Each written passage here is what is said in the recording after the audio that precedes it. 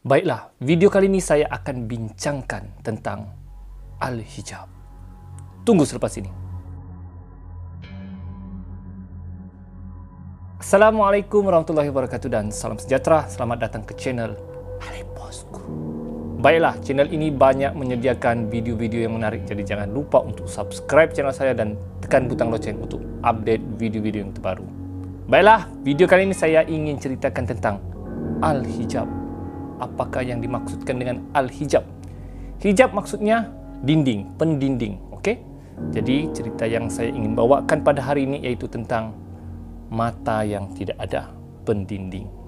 Maksudnya mata seseorang tersebut dia boleh nampak benda yang misteri atau benda yang orang biasa boleh nampak.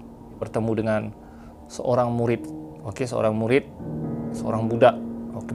Kebetulan saya mengajar di sebuah sekolah lah. Okey. Dan murid ni dia tidak ada hijab. Okey, dia tidak ada hijabnya. Maksudnya dia boleh nampak lah apa-apa benda yang misteri, yang ganjil. Okey, dia boleh nampak alam lain.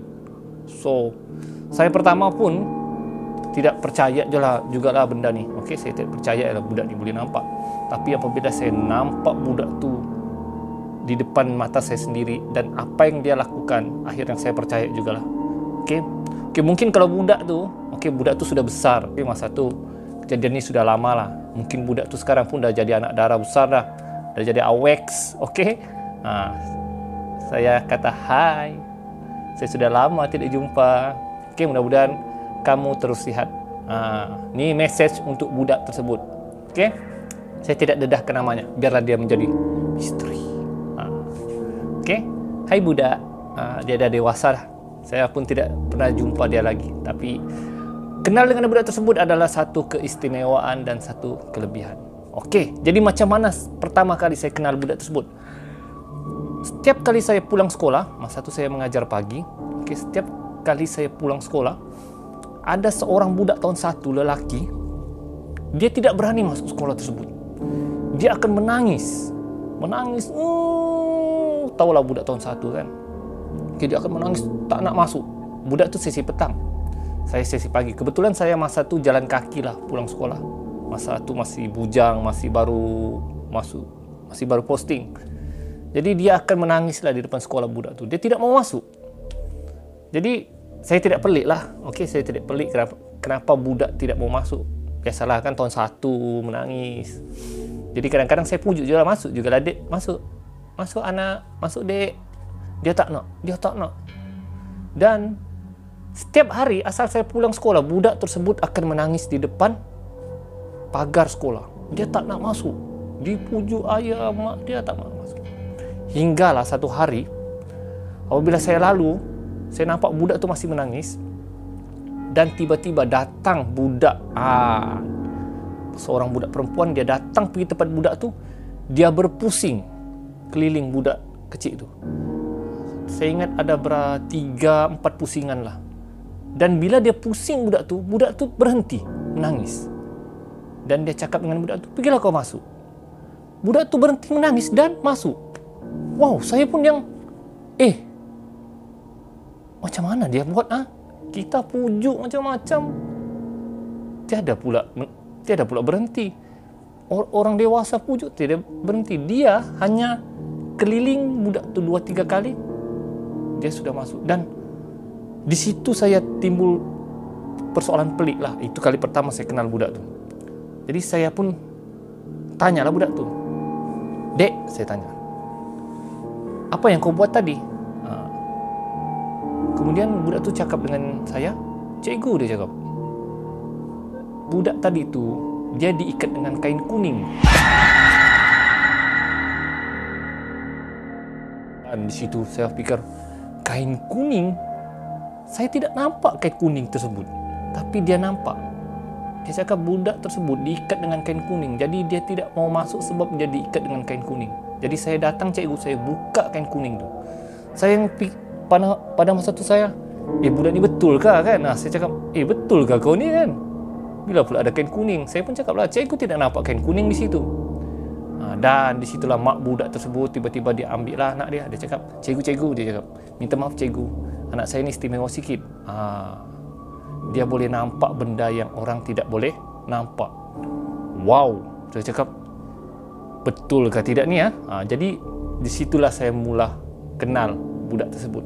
Kebetulan saya mengajar budak tersebut. So, saya tidak mempersiakan. Okey, bila sudah mengajar di kelas budak tersebut, jadi saya terus siasat mengenai budak tersebut. Okey, dan bila saya bertanya dengan budak tersebut mengakui dia boleh nampak benda yang orang lain tidak nampak. Wow, maksudnya dia tidak ada hijab, dia terus terang. Okey, dan saya tidak berpuas hati, jadi saya terus bertanya dengan ibu bapanya. Okey, saya tanya, betulkah anak puan nampak, maksud tu kakak lah saya, betulkah anak kakak ni tiada hijab? Dan maknya sendiri mengakui memang sejak lahir lagi dia tidak ada hijab. Okey, tidak ada hijab. Dia boleh nampak benda yang orang tidak boleh nampak. Okey, maknya sudah berubat macam-macam ustaz, berapa ustaz, dan memang hijab mata budak tu tidak boleh ditutup. Jadi saya buat uji kaji. Saya buat uji kaji. Betulkah dia tidak nampak? First, uji kaji saya cakap, adakah benda-benda penunggu di sekolah? Itu uji kaji pertama. Dia cakap iya. Dan dia kenal semua penunggu-penunggu yang ada di sekolah tersebut. Wow, ini satu yang fantastik. Kira orang cakap kau macam X-Men lah. Okey, X-Men, kau ada superpower yang orang tidak ada tapi kau ada. Dia bagi tahulah di sekolah ni ada seorang nenek kebayan. Okey, dia cakap ada seorang ada macam lelaki tua, ada lelaki badan besar. Okey, dan dia cakap di belakang persekolahan, di belakang sekolah kami itu ada padang. Dan di padang tersebut ada satu perkampungan jin. Saya cakap, jadi adakah kau nampak? Ya, dia cakap dia nampak. Dia nampak benda tersebut dengan mata dia. Dan dia cakap di sekolah ini juga ada satu jin yang telah dipasak, maksudnya dipaku. Wow, saya cakap. Jadi saya tanya, macam mana benda tersebut dipaku? Dia kata, lidah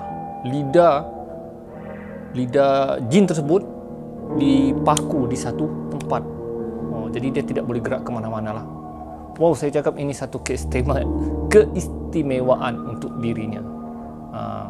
Walaupun begitu, walaupun itu keistimewaan kepada dirinya, namun itu juga kelemahan kepada dirinya. Kerana setiap kali dia jumpa benda yang baru atau dia jumpa jin yang baru, benda yang baru dia nampak, dia akan menangis dan sakit. Sebab dia cakap benda tersebut akan ikut dia. Ikut dia dan ingin berkenal. Jadi itu menjadi masalah kepada dirinya. Dan kelebihan tersebut dia dibawa untuk mengubat orang. Asal ada orang sakit yang kena pelik, dia akan beritahu orang tu ada gangguan. Jadi itu kelebihan dia dan kekurangan dia.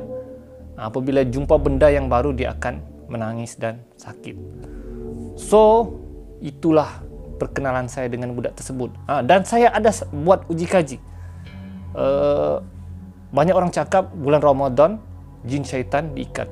Jadi pada bulan Ramadan saya tanya dia tentang jin yang dipasak di sekolah tersebut. Dan bila dia tengok, dia cakap benda tersebut masih ada di situ. Dan duduk diam, dia cakap, dan memandang ke jalan raya. Dan setiap hari dia cakap benda tersebut, jin tersebut bertukar baju. Hari ini hijau, dia cakap, besok merah. Wow, saya cakap hebat. Ini orang-orang ada super power. Walaupun begitulah, tapi kadang-kadang kelebihan diri ini membawa kepada kemudaratan untuk dirinya lah. Kadang-kadang dia sakit lah. Bila dia sampai satu masa dia sakit, akan menjadi masalah untuk dirinya. Susah untuk sekolah, susah untuk belajar. Dan pernah sekali dia tunjukkan dengan saya, dia berjaya rakam satu benda ketika dia ubat seorang lelaki. Dan rakaman tu saya nampak sendiri. Macam ada satu makhluk kecil bermata merah di belakang seseorang, dan dia sempat rakam.